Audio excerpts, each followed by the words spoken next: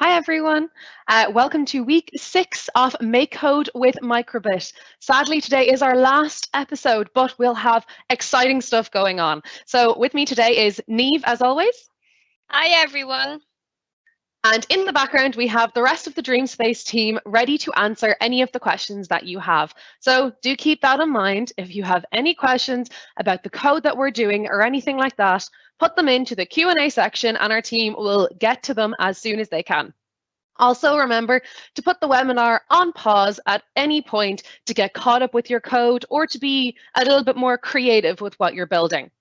Okay, so today we are doing advanced coding. Because it's our last episode, we want to use all of the different coding concepts that we've used in the past 6 weeks to create something really, really cool. So remember to watch our previous webinars before watching today's to get all caught up. So you can get them at aka.ms/DSHomeSpace. Okay, and you'll be able to find all of those past webinars. But for now, let's quickly go back over last week's webinar and what we did with radio.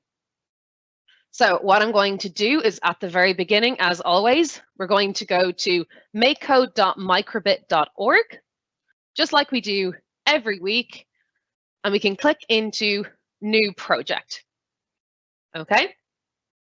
So at the bottom, you can rename it, and I'm just going to very quickly rename it Recap off radio so that I know that this is just me going back over what we did last week with radio.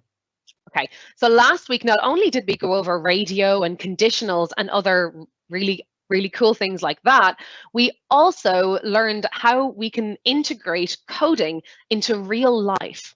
So how we can use all of this amazing stuff that we're doing with Microbit to actually possibly help save someone's life or change how they live their everyday lives. So one of them was, we said that we could turn Microbit into an alarm for an earthquake so that people could get prepared for the earthquake and potentially help save them or get safe before the earthquake hits. So we need to remember what was the very first thing that we did when we went to radio. Okay, so we're thinking back to radio and what radio is, and we said that it was almost like the radio, similar to a radio channel if you were listening to in the car with your parents. So the first thing that we do is we have to tune into the radio and make sure that we're all on the right channel. So we're going to set our radio group. And do we want this to happen at the beginning of the program, or do we want to be set on this station constantly? So I want to be able to edit my code and change what I'm sending back and forth, but I don't want to change the group because I always want to be connected to the other people who have who are also in that group. So I'm going to put it in forever, and I'm going to get rid of on start. Okay. And today I'm going to set my group number to 55. Okay, 55. So I've now set my group. Think a bit. Now I need to think a bit for a second and see what my next step is going to be. Okay, so I want my Microbit to trigger or to set off an alarm when the earthquake hits.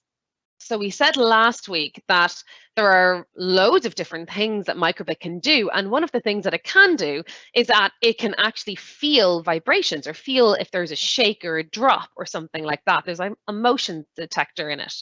So I'm going to go to inputs and I'm going to use this on shake. So now I'm telling my Microbit that when it shakes, then something's going to happen. So what do we want it to happen? We want to be able to trigger the alarm, but then we also want to be able to, if it's a false alarm with the earthquake, or if it was only a small earthquake, one that we don't need to worry about, we want to be able to send a message to say, all's okay. So in that way, we're going to use numbers so that we can then tell our Microbit that if it receives a shake or the number that happens on shake, it sets the alarm off, but otherwise, it's going to send a message that says everything's okay. So I'm going to make my alarm number 1, okay? Now we need to find our way to tell everyone that it's okay. And I'm just going to do on button A pressed. So now whenever you press button A, you can send a message saying, don't worry, all's good. But if it's shaking, then there's an earthquake. Okay? And for that one, I'm going to go back into radio and I'm going to send number 2. Okay. So now I'm sending those messages and they're going out to our radio channel. Anyone who is connected to 55 are receiving them, but they're not listening out. They don't know what they should be listening for or what they should do if they hear these numbers. So we need to tell our other microbit what to do when it receives those numbers. So we go back into radio and we remember that we can send numbers and we can also send strings, which means that we can receive numbers and receive strings.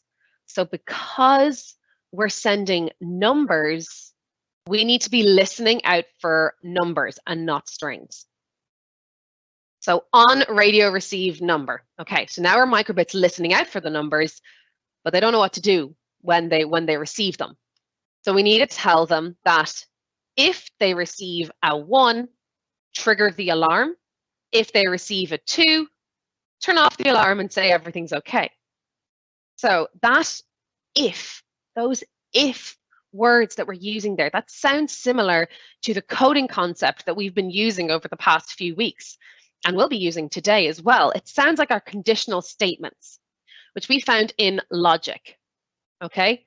And they are our if-then statements. So if something happens, then it triggers a reaction or it shows something, okay? So I'm going to bring out this block and put it in.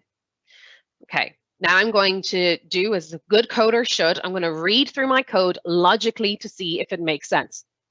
On radio receive number. Okay, so when the radio receives a number, when the microbit receives a number, if true, then. Okay, doesn't make sense. If true, what's true? We haven't mentioned anything about true or false. So go back into logic and we look down and can see that we have the comparison blocks, which are one of our best friends whenever we're doing conditionals. So I can pop that in there and then I can read if 0 equals 0 then, which sounds better than true, but doesn't sound perfect yet. So let me think back to our first week of doing radio when we said that this received number was a variable. It was something that can change and it was the thing that changes in the code. So we said we needed to bring that one down and put it into 0. So now that code reads, if whatever the number that is received is equal to, change that to 1, then, okay, then what? We want the alarm to go off. So we need to trigger the alarm. So we can put music in, I can play a little song, or I could also put in a string that says help, okay? So now, if it receives a number that is 1, it will play my song and it'll also show help.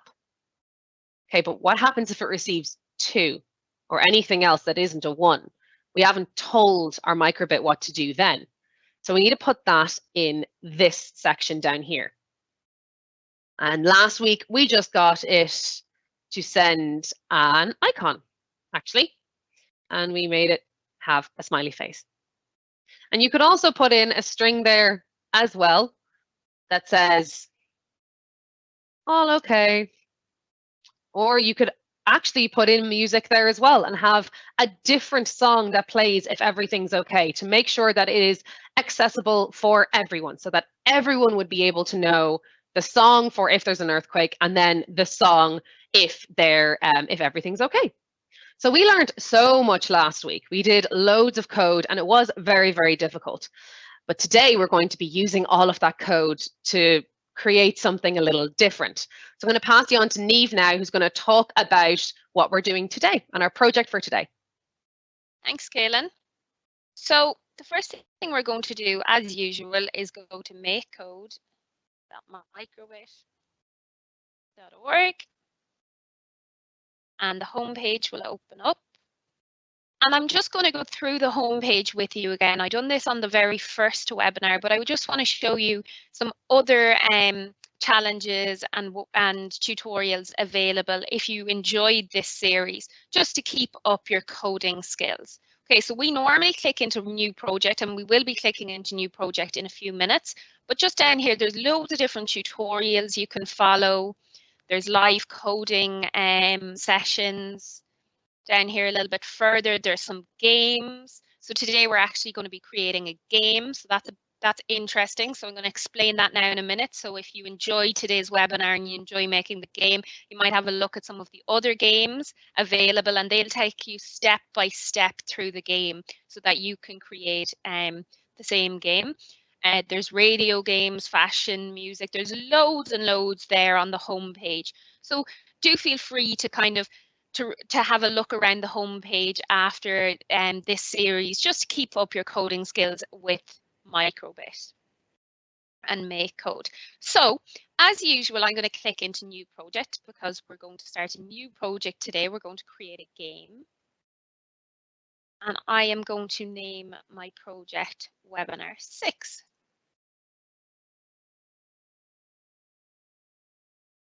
Okay. So today we're going to create a game. And we've already created a game during this series. We recreated the game Rock, Paper, Scissors. So we recreated a virtual version of the Rock, Paper, Scissors game a couple of weeks back. So today we're going to create a new game, and it's going to be slightly different to our Rock, Paper, Scissors game, but it's going to use some of the coding concepts which we covered during the Rock, Paper, Scissors webinar, such as conditional statements. So today's game is going to nearly combine everything that we've covered over this entire series of MakeCode for Microbit, and it's going to add a few new concepts into the mix. So we're going to go over what we've already learned, and we're going to learn something new.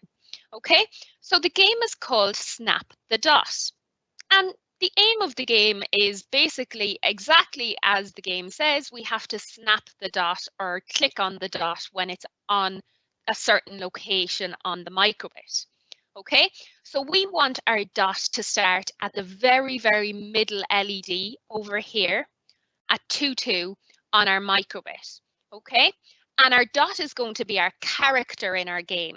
Okay, and another name for a character in our game is a sprite. And in a minute, Kayla might explain to us what a sprite is, but we want to create a sprite, which is our dot that we can snap. And then we also want our dot to be able to move, because it'd be no fun if the dot didn't move. Sure, we'd be able to snap it really quickly, wouldn't we? So we want our dot to move, and we want to be able to either get it right or get it wrong. So we have to give it options. Okay, so we want it to land on 22. And 22 is coordinates, and we haven't covered coordinates just yet, but we're going to cover them today. So coordinates are on the X and the Y axis. Okay, and they're letting us know where the dot is going to land, or where it's going to start, or where it's going to move to. Okay, so I might pass back over to Caleb for a second, and Caleb might go through what is a sprite and the X and Y axis and coordinates. Okay, thanks, Niamh. So that sounds really exciting about the game today. I'm already looking forward to what we're going to be doing. But you asked a very good question there. So what is a sprite? Okay, so that's a new coding term that we haven't heard of before. So a sprite is a computer graphic which can move on the screen and is controlled. So it's something in coding, or in coding for games particularly, that can be controlled when it's added in. So for us, it's going to be the little red dot in Snap the Dot, but in other programs, such as MakeCode Arcade, if you've been watching that series with us, it's the little characters that you can add in. So like our little princess or our little duck here. So we usually call them characters because we can make them characters in our game, but they can also just be moving parts in our game that we can code to move. So we'll see today how we're going to have a moving part to this game, and that's going to be our sprite. So it's really exciting, and we'll see later on how we're going to make our sprite. But Niamh also mentioned something there that you mightn't heard of before. So we're also mentioning the X and Y axis today. So we're talking about the X and Y axis in relation to getting our sprite to move. So this is also important in coding and links with maths. So if you haven't done it before in maths, that's okay, because we're going to go over it very quickly today.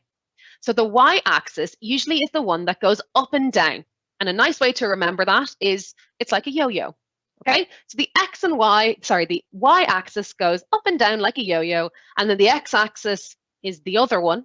So it goes flat. Okay, it's extraordinary. It's extraordinary because it's on the bottom, it's flat. And then the y goes up and down like a yo-yo. But there's something different about the y-axis when we're talking about gaming. Okay, so when we're talking about gaming, usually our y-axis starts at the bottom at 0 and then works our way up.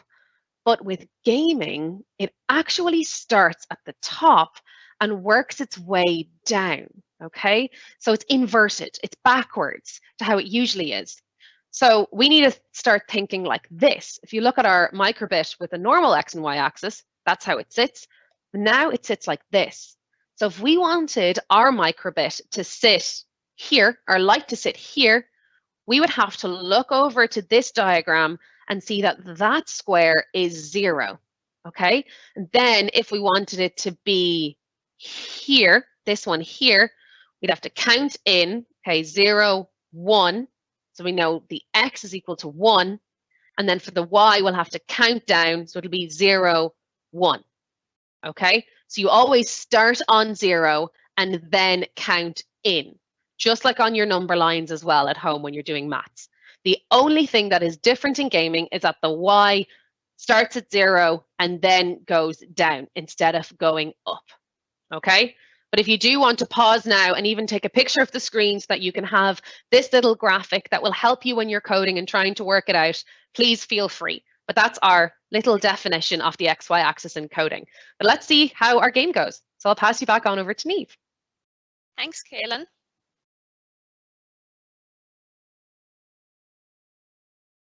Okie doke. So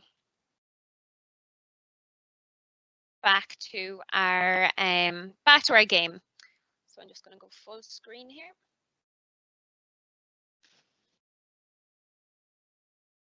Now, so Kaylin mentioned a couple of things that were really important there. The first thing, obviously, was our sprite, and our sprite's going to be our dot in our game because our game is called Snap the Dot. So our dot is going to be our character or our most important thing in the game.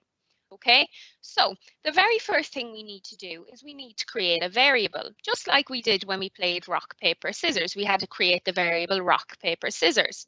So today we're going to create the variable sprite because it's going to be our sprite or our character or our dot, whichever you want to call it. That's going to vary and change because they're going to move the whole time. Okay, so they're going to make it hard for us to snap them. So we're going to go down here to the variable section and we're going to click on make a variable. We're going to call our variable sprite. Okay, I'm going to click on OK. And now 3 blocks appear in my variable section. Okay, so the first thing that we're going to do is we're going to set our sprite. So we're going to set its conditions. Okay, so we're going to set our sprite. So we're going to bring it out and we're going to click it into the on start block. Okay, because every time our game starts or refreshes, we want our sprite to start in the same location. Okay, and because we're going to snap our sprite or we want to snap our dot at 2, 2, then I'm going to get him to start or her to start there. So I want them to start at 2, 2. So at this very location. So I've now set my sprite, but I haven't set it to where I want it to start. So when we were playing rock, paper, scissors, we just used the conditional statements. However, because we're doing advanced coding today, we're going to click down on the advanced block and more options come up. So down here, we've got a game section, and that might be useful for us today. So I'm going to click into it and see if there's anything that will allow me to set my sprite to start in that very middle LED block of my microbit. So at x2, y2. Okay, so at the coordinates x2, y2. So let me have a look. So create sprite at x2, y2. Okay, So this is exactly what I'm looking for. So I'm going to pull it out and I'm going to try and embed it in here. So it's after highlighting in yellow, which means that it's going to click in. Okay, so now I've set my sprite to create a sprite at x2, y2, which is our coordinates. So as Kaylin already mentioned, as you hover over the LEDs, that let us know what the coordinates of the LEDs are. So if you're ever a little bit confused or you don't know where certain coordinates are, just hover over the different LEDs and they will let us know what coordinates they are. Okay, so over here, we can see that this is where 0, 0 is. So that's 0 on the x-axis, which is our crisscross axis. It goes over and back. And that's 0 on our y-axis, which is our yo-yo axis, which goes up and down. So just remember, crisscross is our x-axis because our x is kind of like a crisscross, and y is our yo-yo axis because it goes up and down like a yo-yo. Okay, so we've set our sprite to start here, and we've got that lit up. So that's our dot or our sprite. So it's now at 2 on the x-axis, okay, which is our crisscross axis, and it's at 2 on the y-axis, which is our yo-yo axis, up and down. Okay, so we've got our sprite there. But the next thing we want to do is we want to enable our sprite to be able to move. So we want to enable our sprite to be able to move left and right, because obviously it wouldn't be very difficult to snap our sprite if it's just going to stay there. We'd be able to get it very easily. Okay, but we want the sprite to move so that it makes it more difficult for us to snap. So the first thing we want to do is enable our sprite to move by 1. So we want it to move by 1 LED each time.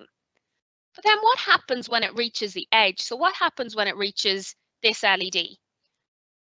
Well, we need to tell it that we want to bounce back. So we want it, when it hits the edge, to bounce back in the same direction in which it came from. So we'd say if the dot is traveling this way, we want it to bounce back that way. And when it hits this edge, we want it to bounce back again. Okay, so we want it to keep happening forever when our game is on. Okay, so let's have a look in our game section and see if there's any way that we can enable our dot to move by 1, and if there's any way we can get our dot to stop at a certain edge and then bounce back the way. Okay, so let's have a look. So we want our sprite to move by 1. So this block looks like it will work. So we're going to pull it out and we're going to embed it into the forever block because we want this to happen forever while our game is active. Okay, so I'm going to click it in. So our sprite's going to move by 1 now. So see if that works. Okay, it did work, but we've got a bit of a problem. Like I said, when it hit the edge, it didn't know what to do. So it just stopped at the edge there. Now it moved very, very fast. So I'm going to refresh my game by pressing the restart the simulator button. And do you see how fast it went through there? We nearly didn't even see it hit this LED. Even though it did, we didn't nearly see it because it went so fast. So you know what I'm going to do? I'm going to add a pause in to make it go a little bit slower, that we have time to snap the dot. Because if it goes that fast, we'll never be able to snap the dot. So I'm going to click into basics and I'm going to go down to the pause block and I'm going to drag it out. I'm going to embed it in underneath my sprite move by 1. Okay, and I'm going to change it to maybe 200 milliseconds because that's not too fast and it's not too slow. So it gives me enough time to snap the dot, but at the same time, it's not too easy that I'm going to get it straight away. Okay, so now I've told my sprite to start at the very middle LED, which is 2 on the x-axis and 2 on the y-axis. I've told it for whenever my game is on forever, move by 1 and move at a pace of 200 milliseconds or pause for 200 milliseconds on each LED. And the last thing I wanted to do here was if it hits the edge, which it has hit the edge, we want it to bounce back in the same direction. So let me have a look through the blocks and see if I can see anything like that. Okay, so down here, sprite if on edge, which it is, bounce. So hopefully that means bounce backwards. So let's test it out and see if that will help us out. So I'm going to click that in underneath my pause block. I'm going to allow my game to refresh. Okay, so now it's moving over and back and it's pausing for 200 milliseconds, which isn't quite a long time. on each LED block. So obviously, if it's moving too fast, you can slow it down, or if it's moving too slow, you can maybe speed it up a bit, but you change your game to suit you.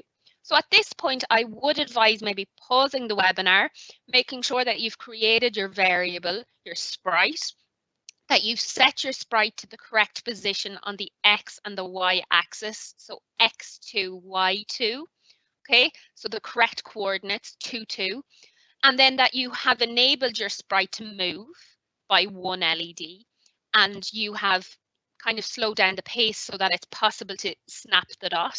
And then finally, that if it hits the edge, that it bounces back. Okay, so at this stage, I would advise you to pause just to kind of get caught up with all those steps, because that's a lot of steps and a lot of coding. Okay, so if you've got all that done, we're going to move on to our last thing. So let's just have a look over our code, review our code. Okay, so on start, so every time our program refreshes or restarts, our sprite is going to start at X2, Y2. So it's going to go to the very middle, and that's where it's going to start. And then forever while our game is in play, our sprite is going to move by 1, which is 1 LED at a time. It's going to pause for 200 milliseconds at each LED, and then it's going to hit the edge, and once it hits the edge, it's going to bounce back. Okay, but what are we missing?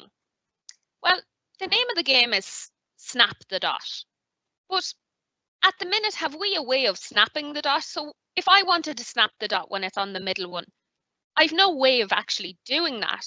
So now I have to add in an input to allow me to snap the dot. Okay, so I'm going to go into my input section, and I'm going to drag out the block on button A pressed. Put it in underneath my code that I've already programmed.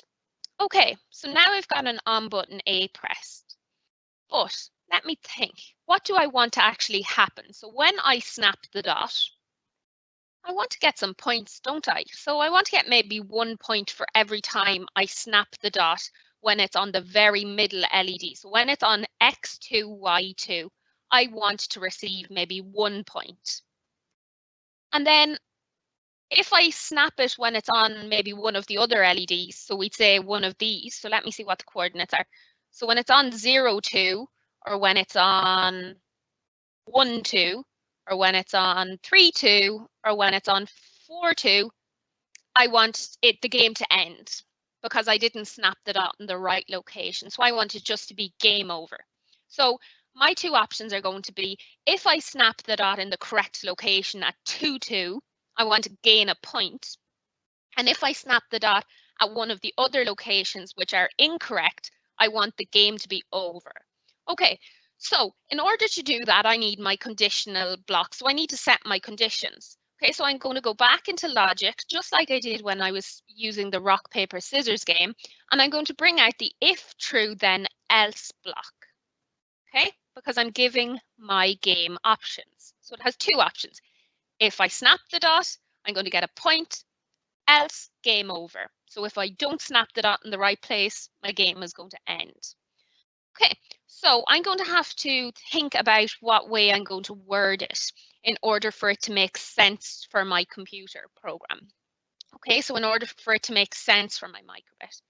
So if my sprite, so that's my dot or my variable, if my sprite on the X is equal to 2.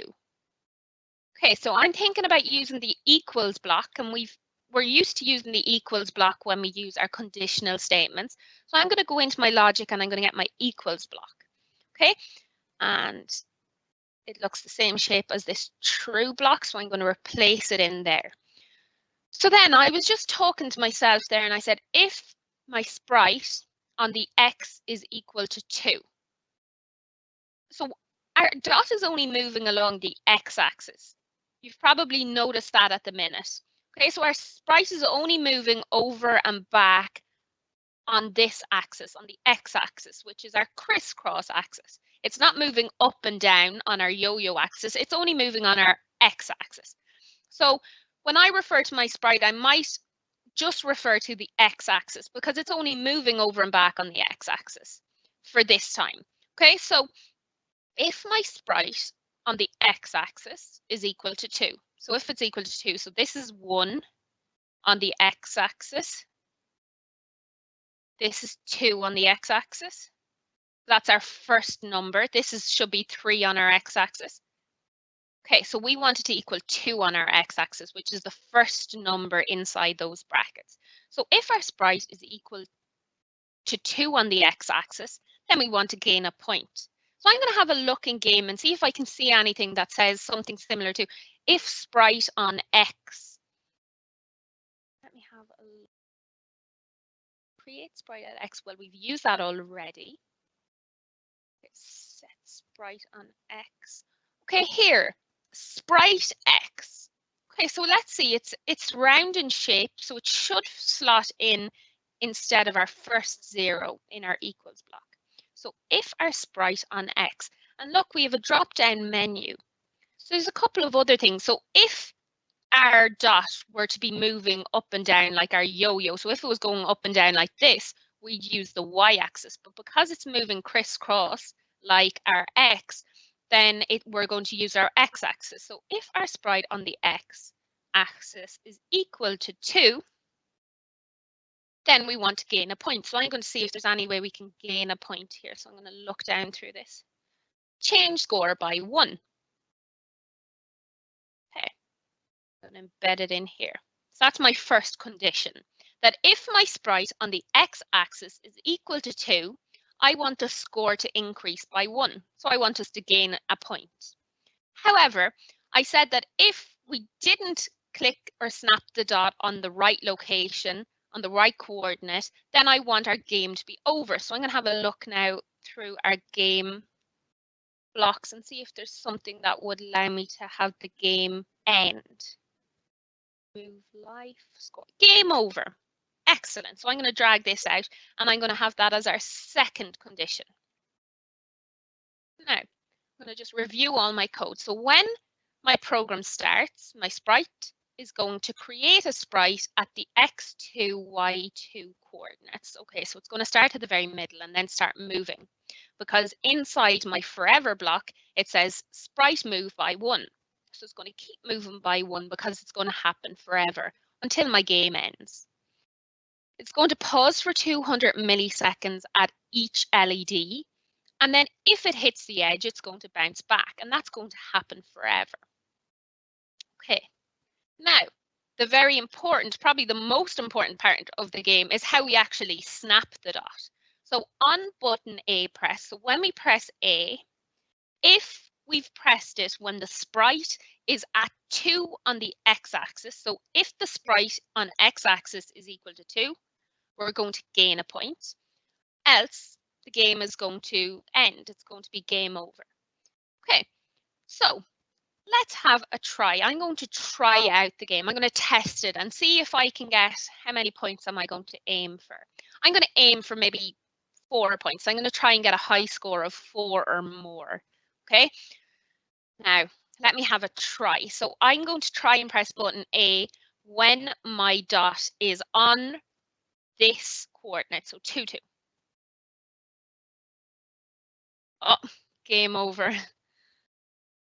Clicked it too late, I think. Let me see. Yes, it says game over. I don't think I got a high score at all. I don't think I got any points. Let me see what my score was. 0. Uh-oh. Kaylin, I wonder how I could play it again. Will I try it again? I was just about to say that I saw a question come in here saying, how could we refresh the game? So if you did accidentally get 0 and you wanted to try again, how could you refresh the game? Okay, that's an excellent question. And I think I'm going to demonstrate that by actually replaying the game, because I'm a bit upset that I got a score of 0. I'm going to try and beat that by getting hopefully a score of higher than 4 this time. But to refresh the game, you're after noticing maybe that this new button's after appearing A plus B, and we've no A plus B on our code. Okay, so that's pre-programmed to appear to allow us to refresh the game. So when I press this, the game will automatically restart. Our sprite will start at X2, Y2, and then it'll start moving, and I can start to try and snap it. So you can do that, okay? Or alternatively, you can just press the restart the simulator button, which is these two arrows going around in a circle. That will refresh or restart our game again. Okay, so I'm going to press the A+B button. Niamh, Okay. I see another question here that might help you out with your game. And this time is that someone said that it's a bit small if they were playing it. Is there any way that they could make it bigger so that they were playing it, it might be full screen? Excellent. Well, I'm going to blame that it is very small. That was the reason why I got a score of 0 last time. So I'm going to make it a little bit bigger. So in order to make it bigger, you can make it full screen. So launch in full screen. So if I click that, that will allow it to be much bigger and hopefully will give me a better chance at snapping the dot. Okay, so let me concentrate now. Get my concentration face on. Ah! Okay, one more go. So close, so close. I'm not going to give up. I'm going to try and get a point. Even 1 point will do now. Woo! Hey!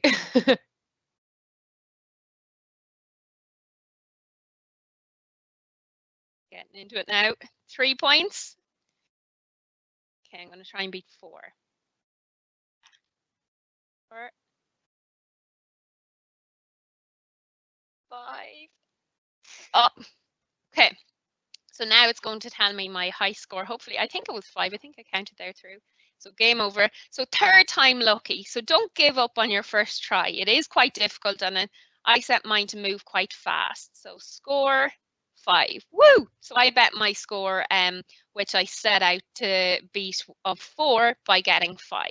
So I'm going to pass you over to Kaylin, and Kaylin's just going to go quickly through what we covered today and set your home challenge for this week. Excellent, thanks, Niamh. So that was a brilliant game, and I hope everyone has fun trying to beat each other's high scores at home. So we learned a lot today. We went over almost everything that we've done in the past 6 weeks, but we did introduce some new things as well. So we introduced the X and Y axis and how they're used to coding within coding a game. So we said that the X axis is the line that goes across the screen from left to right. It starts from 0 on the left-hand side, and then it goes up as you move right. So you could see there when Niamh was trying to get it to go into the middle that you wanted it to be 2 because it was 2 dots in. Okay, then we also learned about the y-axis and how the y-axis is a little bit different on some coding platforms for gaming, is that they're inverted, so they're backwards. Okay, so it actually starts on 0 at the top and then goes down. Okay, and do remember that you can go back and watch this webinar again, or even just watch that little piece where we show the graphic to help you understand the X and Y axis with gaming. We also learned about sprites and what sprites are and how that they can be a character in a game or something else that we can program to move or interact with inside of a game in coding. Then we went over our conditional statements again. So hopefully we're all comfortable now with conditional statements because we've done them a few times now, and we learned about them being the if-then statements. So today we did it with when our sprite reached a specific point on the x-axis, you would gain a point, or when you click on the specific point on the x-axis, you would gain a point. So it was a very, very good way of using our conditionals and all of the code that we have learned about over the past few weeks. Okay, so now we're going to go through our home challenge. So we want you to recreate this game, snap the dot, and we also want you to think of ways that you could modify the game. So is there any way that you could make it more difficult? Could you make it harder? Are there other things that you could introduce to the game to make it more creative, to put your own personal flair on it? And then we want you to implement these and test out your game. So test it out and see if it works, because that is extremely important in coding, is to constantly test your code until you get it right. And then why not challenge someone in your house? If you get it on your microbit, see who can get the best score, or if you can beat your own score just there like Niamh was doing as well. Okay, so let's go over some questions. So I did see some questions in the Q&A section. I saw one saying, are there other games that you can make in Microbit, Niamh? Excellent. Well, on the homepage, when I went through the homepage, there was a section called Games, and there's loads and loads of different types of games there that we can make using Microbit. So they go through the games step by step. So if you want to have a look there, if you enjoyed today's webinar and you want to create one of those games, they will take you step by step through how you can create those games using MakeCode for Microbit. Okay. But also, if you want, you can get creative yourselves and do a little bit of problem solving, and you can recreate your own game using Microbit. There's nothing stopping you, especially now that we've covered so many coding concepts over the course of this series. You're well able to create your own game. So why not give that a try? Okay, really cool. Yeah, that's a good idea. Why not just be creative and try and create your own idea with your own rules? And then another question we have is, can you minus points when you click on the wrong place? Instead of it going straight to game over, could you have it go minus points? Okay, that's a very, very good question. You can indeed. Obviously, we're limited with time when we're doing the webinars, so I just created a basic version of the Snap the Dock game. But however, you could make it more interesting and add some modifications by, instead of the game being over when you click the wrong coordinate or the wrong LED, that you might get a minus score. And then maybe add in a third element, so extend out your if then else block to have an else if you get a certain amount, so maybe a couple, maybe minus 10. So once you reach minus 10, that the game would be over then.